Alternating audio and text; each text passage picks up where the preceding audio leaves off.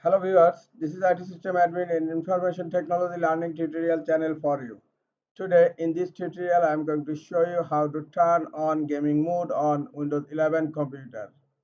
Sometimes it becomes very important for you, so don't forget to watch full video. To turn on gaming mode on Windows 11 computer, click on Start menu, click on Settings. Now click on Gaming option on left corner.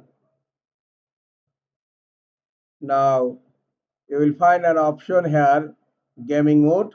Click on gaming mode and look, now my gaming mode is turned off. Just click here to turn on. Now gaming mode is turned on.